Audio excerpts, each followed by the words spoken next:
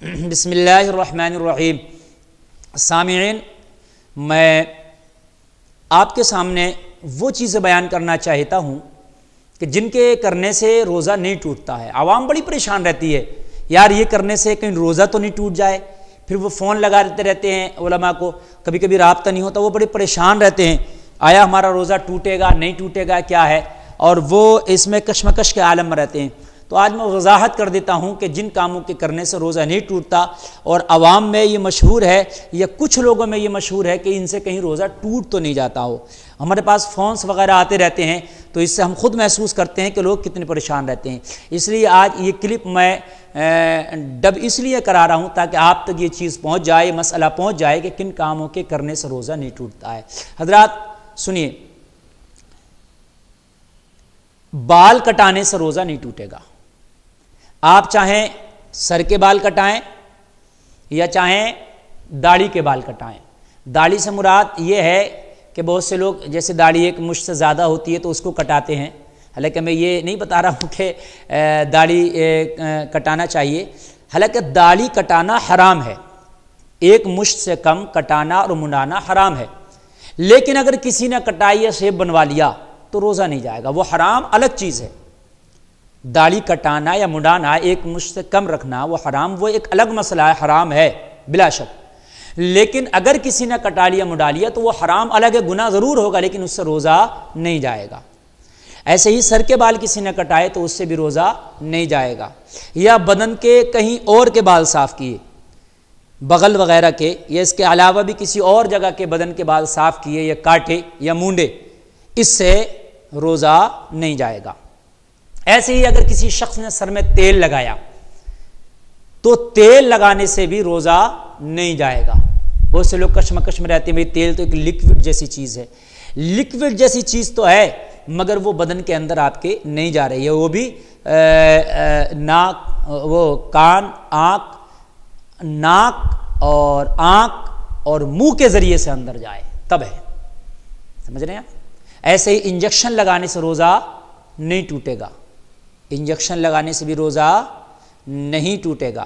اچھا، سرما اگر کسی نے لگایا تو سرما لگانے سے روزہ نہیں جائے گا۔ دوا ڈال لی کسی نے آنکھ میں تو وہ لیکوڈ ہے، اس سے تو چلا جائے گا، لیکن سرما اگر کسی نے لگایا تو اس سے روزہ نہیں جائے گا۔ اچھا، اگر کسی نے اپنے چہرے پہ کریم، فیئر اینڈ لولی وغیرہ لگائی تو کیا اس سے روزہ چلا جائے گا؟ بہت سی خواتین لگاتی ہیں، تو یہ مسئلہ تو ایک الگ ہے کہ جو چیز وہ اپنے چہرے پہ لگا رہی ہیں وہ جائز ہے کہ ناجائز چیز ہے، وہ ایک بحث الگ ہے، میرا اس سے کوئی تعلق نہیں۔ وہ تو جب بندہ پوچھے گا کہ ہم یہ چیز لگا رہے ہیں تو اس کے بارے میں جانکاری کی جائے گی کہ یہ جائز ہے کہ نہیں جائز ہے، وہ الگ ایک بحث ہے۔ لیکن ہاں، اگر چہرے پہ کسی نے فیس پاؤڈر یا کریم یا فیئر اینڈ لولی وغیرہ کا استعمال کیا تو اس سے روزہ نہیں ٹوٹے گا۔ اگر کسی شخص نے ناخن کاٹے پیر کے یا ہاتھ کے تو ہاتھ اور پیر کے ناخن کاٹنے سے روزہ نہیں ٹوٹے گا۔ بالوں میں کنگھی کرنے سے بھی روزہ نہیں ٹوٹے گا۔ ایسے ہی غسل اگر کسی نے کیا تو غسل کرنے سے بھی روزہ نہیں ٹوٹے گا۔ اگر غسل کرنے میں ناک کے ذریعے یا منہ کے ذریعے، آنکھ کے ذریعے پانی اندر چلا گیا تب روزہ ٹوٹ جائے گا۔ ہاں، اس میں ایک چیز کی وضاحت میں کر دوں، کان کے ذریعے سے جیسے پانی کان میں چلا جاتا ہے تو اس سے روزہ نہیں ٹوٹے گا۔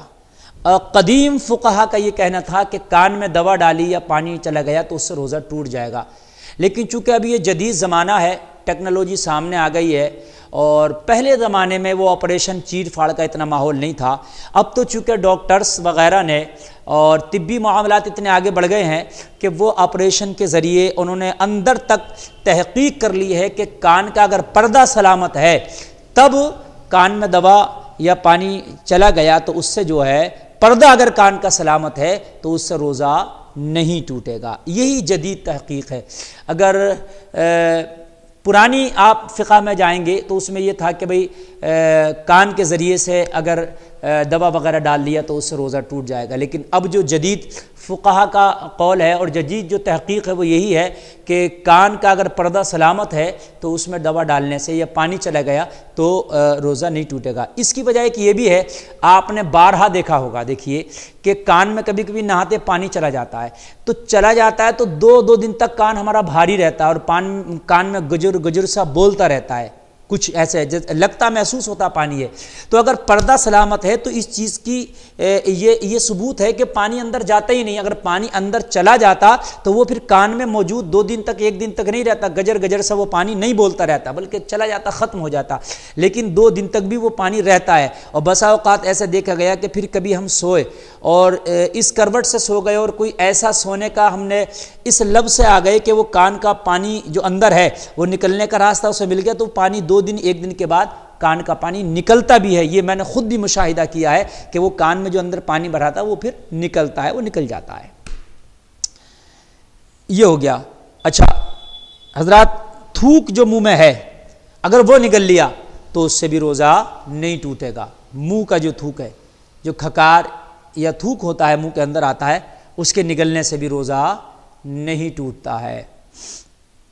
ایسے ہی اگر کوئی برہنہ ہو گیا، جیسے بہت سے لوگوں میں یہ مشہور ہے کہ وہ گھٹنا کھل گیا تو وضو ٹوٹ جائے گا، تو حالانکہ وہ بھی غلط ہے، گھٹنا کھولنا حرام ہے، گھٹنے سے اوپر کا بدن دکھانا حرام ہے، لیکن اگر کسی کا کھل گیا یا کھول لیا تو اس سے وضو بھی نہیں ٹوٹے گا اور اس سے روزہ بھی نہیں ٹوٹے گا۔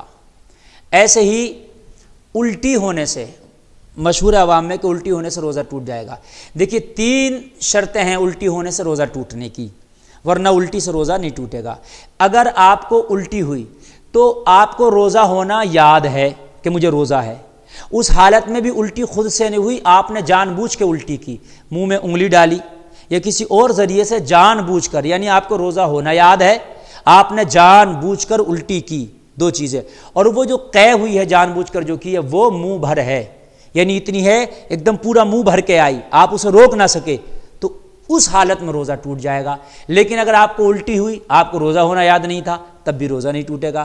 آپ کو الٹی ہوئی اور آپ نے الٹی جان بوجھ کر نہیں کی، قے وہ خود سے ہو گئی، مچھلی آئی ہے کسی وجہ سے ہو گئی، بیماری کی وجہ سے، تب بھی روزہ نہیں ٹوٹے گا۔ تیسری بات، آپ کو الٹی ہوئی لیکن وہ منہ بھر قے نہیں ہے، وہ منہ بھر نہیں ہے، تب بھی آپ کا روزہ نہیں جائے گا۔ ان تمام باتوں سے روزہ نہیں جاتا۔ عرف عام میں بہت سے لوگوں میں یہ خدشہ رہتا ہے کہ ان چیزوں سے روزہ چلا تو نہیں جاتا ہے۔ حضرات، اللہ کی بارگاہ میں دعا ہے کہ ہمیں شریعت پر عمل کرنے کی توفیق عطا فرمائے۔